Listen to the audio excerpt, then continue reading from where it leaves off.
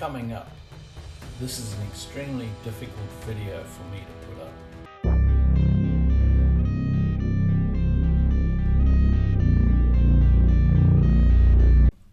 As noted in the introduction, this is an extremely difficult video for me to make.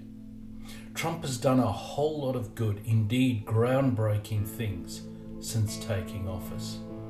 On the issue of the Ukraine war, however, he has it completely wrong on the history, on who started it, and in terms of geopolitical consequences. When I was a Member of Parliament in Australia, I had a reputation for calling it the way that I saw it, even when it disagreed with the party line of the party that I was a member of. This did not do me any good personally, but ultimately I believe that the best people to call out something wrong in a way that may cause beneficial changes in policy is a friend rather than an enemy. I know that I'm probably going to lose some YouTube friends here, and I really regret that. But hopefully most will see this as giving helpful advice and information and will take it as such. So, I will deal with this in 3 parts. A short history of Ukraine's sovereignty and political issues leading up to the Russia-Ukraine war, who is actually the aggressor, and what the potential geopolitical ramifications are. First, I need to fess up where I was wrong. I thought that Russia would have been worn down to the point of defeat by the huge amount of weaponry that Ukraine was likely to get from the West, and by Russia being unable to replenish that war material quickly enough. I thought as well that sanctions would have bitten harder and sooner than they did. All in all, I listened too much to so-called experts and their over-optimistic assessments of the war. That is to say, I'm a long way from perfect. First, a brief history. I'm not going to do a Putin and go back 1,000 years as he did in his interview with Tucker Carlson.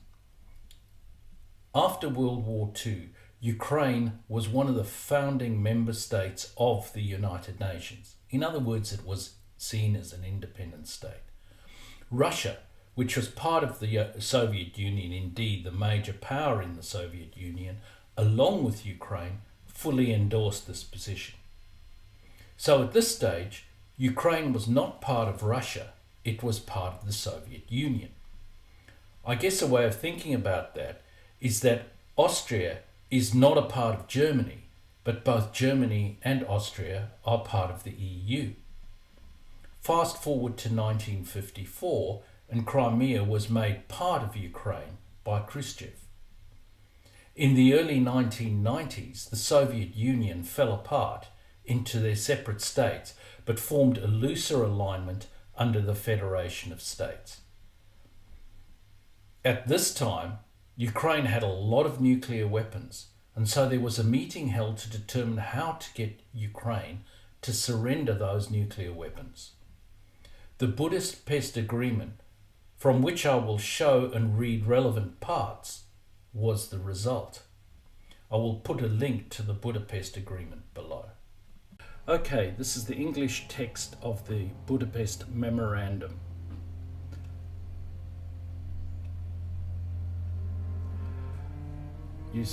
Ukraine, the Russian Federation, the United Kingdom of Great Britain and Northern Ireland, and the United States of America welcome the accession of Ukraine to the Treaty on Non-Proliferation of Nuclear Weapons as a non-nuclear weapon state. Okay, let's just go to the confirmation of the following. Number 1, the Russian Federation, the UK, Northern Ireland and the United States of America reaffirm their commitment with respect to the independence and sovereignty and the existing borders of Ukraine. 2, the Russian Federation, the United Kingdom of Great Britain and Northern Ireland and the United States of America reaffirm their obligation to refrain from the threat or use of force against the territorial integrity or political independence of Ukraine, and none of their weapons will ever be used against Ukraine except in self-defense or otherwise in accordance with the Charter of the United Nations. Russian Federation, etc., agreed to refrain from economic coercion designed to subordinate to their own interest the exercise by Ukraine of the rights inherent in its sovereignty and thus to secure advantages of any kind. Reaffirm their commitment to seek action to provide assistance to Ukraine as a non-nuclear weapon state, party to the Treaty on Non-Proliferation Weapons, if Ukraine should become a victim of an act of aggression or an object of a threat of aggression in which nuclear weapons are used. The Russian Federation, etc., their commitment not to use nuclear weapons against any non-nuclear weapon state party to the Treaty of the Non-Proliferation Agreement. Ukraine, the Russian Federation, etc., etc., will consult in the event a situation arises which raises a question concerning these commitments. As you can see, it is pretty specific, and Russia did not comply. There was a troubled history of Ukraine's democracy, with many changes of leadership and issues that I won't go into here because they are not particularly relevant to the current conflict. Suffice to say, in 2010, pro-Russian Viktor Yanukovych became president. A few years later, there was a revolt called the Maidan Revolution after November 2013, in large part due to the fact that despite promises, Yanukovych did not sign the European Union Association Agreement and instead pursued closer ties with Russia. The Maidan Revolution is worth a whole video dedicated to it. Suffice to say, significant pressure on Yanukovych escalated things, and there were scores of deaths. The parliament voted to remove Yanukovych, and he fled to Russia and did not contest the election, no doubt knowing he would have no chance. Petro Poroshenko became leader after that, and he had a pro-Western agenda. It was in this time frame, in fact prior to the election, that Putin invaded Crimea and fomented the Donbass crisis. Many Western supporters of Russia claimed that Poroshenko was a Western puppet. Amazingly, they make the same claim that Zelensky is a Western puppet, which is pretty strange, that it was Zelensky that defeated the so-called Western puppet Poroshenko. They claim that Maidan was a result of agitation by the West, and that the West was to blame, and some particularly blame the CIA. Even if it were the case, and it isn't, the fact is that the president who won following it, that is the Maidan Revolution, was defeated in the next election by Zelensky, who had nothing to do with Maidan.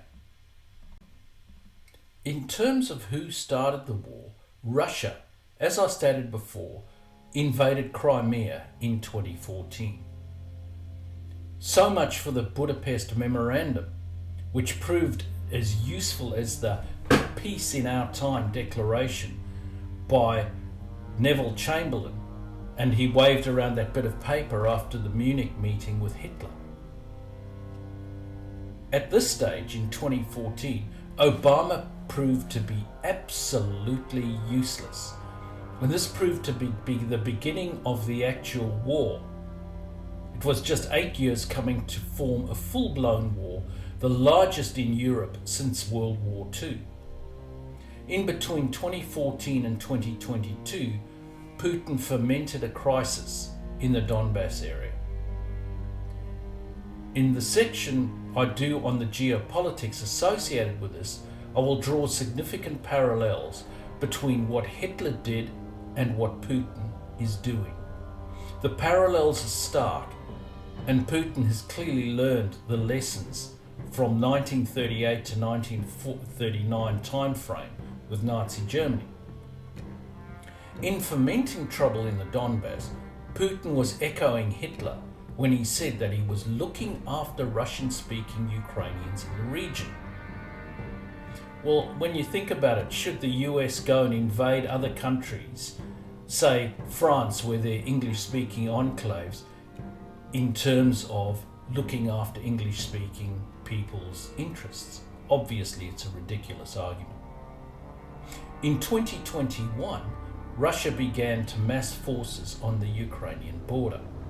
It was around this time, late 21, early 22, that Biden made a fatal error that almost greenlit the Russian invasion. He stated that there would be no American boots on the ground if Russia invaded Ukraine. This is an absolutely beginner error in geopolitics. The minimum should be that there is strategic ambiguity that would keep Russia guessing. This, as well as directly calling the Soviet bluff, is what Reagan was so good at. Russia invaded Ukraine in February 2022, with no clear reason for doing so, but a whole host of pretexts. From Ukraine was never a real country anyway and was always part of Russia, to not wanting Ukraine to join NATO, despite the fact that Ukraine couldn't possibly have joined NATO as there were ongoing territorial disputes, which meant, in terms of Russia protecting so-called Russian speakers in Donbass, having an ongoing territorial dispute automatically precludes you from joining NATO. What is clear from the early conduct of this war was that the Russian invasion was far more broad in scope than the Russians now admit, as they clearly wanted to take Kiev, probably to install a puppet government at best or completely annex Ukraine at worst. Geopolitically, first I want to say that I wanted Russia to be removed from Ukraine entirely. Unfortunately, the war has now ground to a killing field quagmire akin to World War I, with little movement and just a meat grinder. It appears that unless the US directly participates, or a few European nations combined directly participate, there is little hope of the war ending in a manner that is fully satisfactory not only to Ukraine but indeed to either side. As such, I do think that there needs to be a negotiated settlement. I would advocate one that is at least acceptable to Ukraine, even if not the desired outcome. The fact is, Russia has to be made to pay a significant price for this, sanctions-wise, and also in terms of a real security guarantee to Ukraine, meaning no Budapest Mark II. Hopefully, Ukraine can become a member of NATO with an economy well integrated to the West and the removal of corruption. Putin has clearly demonstrated his expansionist credentials with his conquest of Georgia and the South Ossetia campaign in 2008, with Crimea in 2014, and now this war, not forgetting his fermenting trouble in the Transnistria area in Moldova. I spoke about parallels with Hitler. Apart from annexing Austria, Hitler got the German-speaking people to ferment trouble in the German-speaking Czech region called the Sudetenland prior to World War II. He then went into the Sudetenland and took it over, theoretically, to protect the rights of the German-speaking people. It was after this that Chamberlain did the appeasement bit with a peace in our time. Shortly after that, Hitler finished the job on Czechoslovakia. Then Hitler invaded Poland on the pretext of looking after the German-speaking people in the Polish corridor and the Danzig region. What many people don't know is that the Soviet Union helped Germany invade Poland by invading Poland from the other side. So part of ensuring a very strong and penalizing peace agreement with Russia, we need to ensure that Russia does not play the game in Moldova, or indeed a land bridge area that runs through the Baltic states between Russia proper and Kaliningrad. The other part here is that we need to make sure that there is a geopolitical lesson learned by China. China would be watching this situation very closely, as they're looking to Taiwan as well as the East and South China Seas. If they believe that the West is a soft touch and will fold easily, they may find the proposition of annexing Taiwan and the islands and seas in the East and South China Seas way too appealing. In summary, Trump is wrong in his assessment of who the aggressor in this Russia-Ukraine war is. He is wrong in not including the Europeans and Ukraine in a peace deal. While bilateral initial talks on what Russia's position is in terms of what they would be prepared to accept to end the war, there can and must be no insistence that Ukraine should simply accept Russia's position. Russia cannot be allowed to significantly benefit from aggressive behaviour, and Trump should not be giving signals about sacrifices on Ukraine's behalf. I sincerely hope I do not lose too many YouTube friends over this, and thanks for watching.